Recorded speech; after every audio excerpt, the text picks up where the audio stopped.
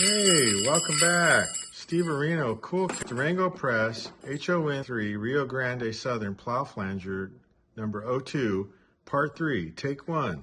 Boom. All right, we're back. We've been making slow, steady progress. We've been getting out of platform plan mode, and we are now into throwing up some walls and going vertical.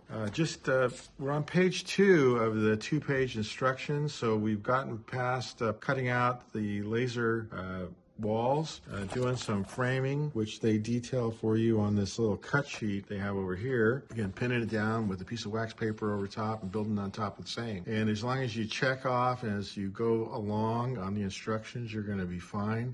Make sure you read things a little close in this section, because there's some tricky bevel cutting in a couple places and notching here and there, so things fit down. I'll show you in a second over the outside bolsters framing. Okay, and then you put in your plastic windows. I'm holding off putting in the clear acetate for the window frames until after I do some painting.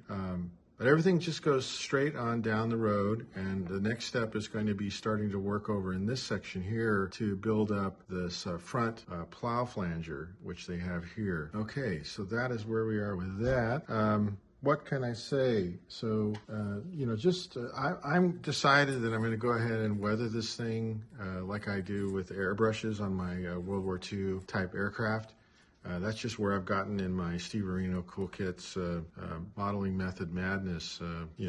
As I proceed on down, I get to where I'm doing my painting, and I do most of that on airbrush nowadays because I've in the past made an investment in some really, really nice Iwata airbrushes, which give me the ability to shift gears. And then what else would I say? When don't get too frustrated as you're building up your skills. This is a great little kit, but at the same time, don't get frustrated, because it is pretty finicky and fiddly when it comes to getting these walls set. You have to sort of reach back in your mind to some modeling tricks that maybe you have. And here I'm putting little scrap pieces of chalk in the corner to brace up those things to make them a little bit more sturdy, and here and there down on the floor. I mean, I don't intend that anybody's ever going to really look inside this thing. What's not in place now, which will be in the final model, is in all the doorways. They give you laser cut door material that goes in and closes those up. So the only place you'd ever be able to see would be right through those windows. And I don't intend that anybody's gonna ever get that close. So everything is going just great on this. I'm building mostly with super glue. Turned out I was thinking I was gonna use some resin wood glue, which is left over from model airplane days. But it turns out that what is working best is super glue.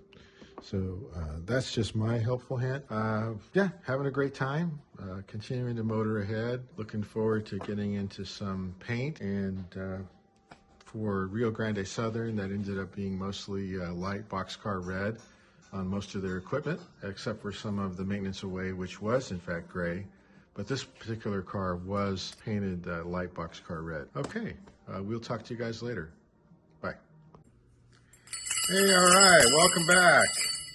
Let us see where we have gotten to here on the Rio Grande Southern Plow Flanger number 02, HOn3, Durango Press.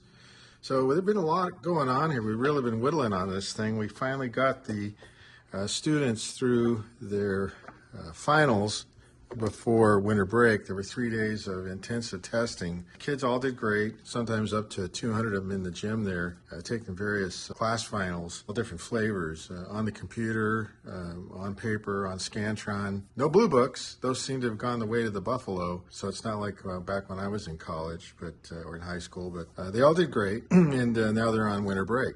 So now we're back, and we've been able to make some headway on model here. You've seen we've gone vertical. We've got some detail in here. I'm going to cover a couple things.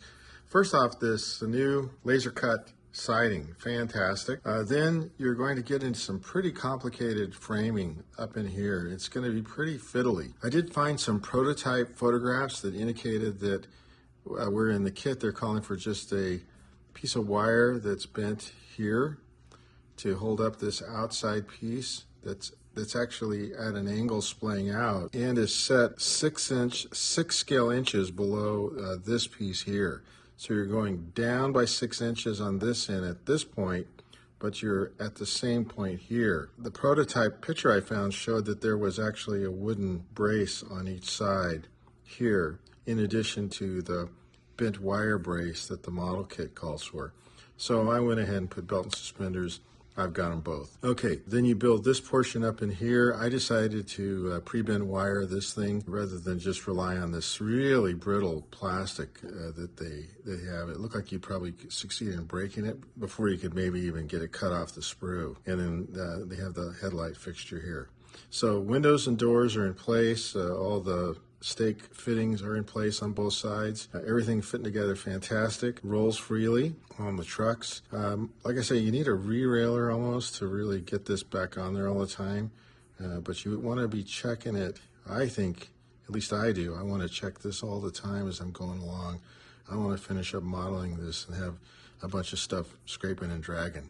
So everything's square, everything working out great. Now, when it comes to cutting out this Plow flanger blade over here, it's done in two sets. You know, they give you great instructions for it, but I'm just going to explain what you're going to read in the instructions so you have some visuals to go with it. So you cut out the base pieces first.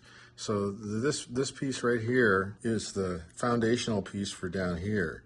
Then you cut out what will become these two sides here, and you bend them, and then you put them together, and then you fit that in here. What they tell you sort of later in the instructions, but it might be better to read ahead and think ahead and do everything you can ahead, is you end up having to cut out this little piece here so that everything fits flush. You don't want this to fit over the top.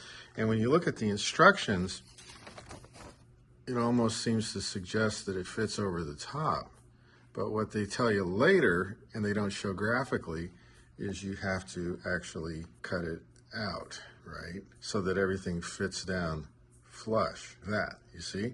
So you end up, at least I ended up going, oh no, Dennis the Menace method of modeling. So I ended up having to cut it and push it through and, you know, get it. Now, you can do it. It all comes out okay. And then the rivet side of this, this piece is what goes on second. So anyway, a lot of mumbling there, but I think you kind of get the idea.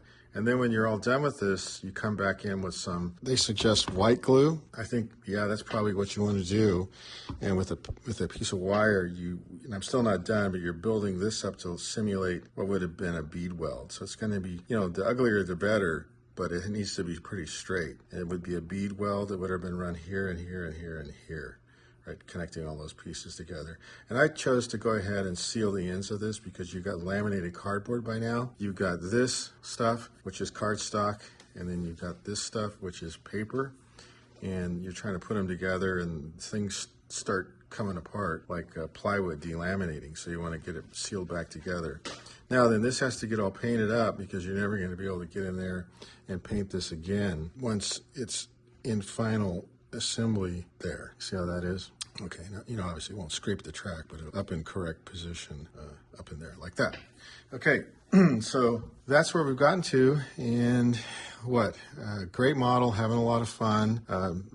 Looking forward to putting the roof on it, getting the roof walks, and then we're going to come in with all kinds of handrails and stuff, wire.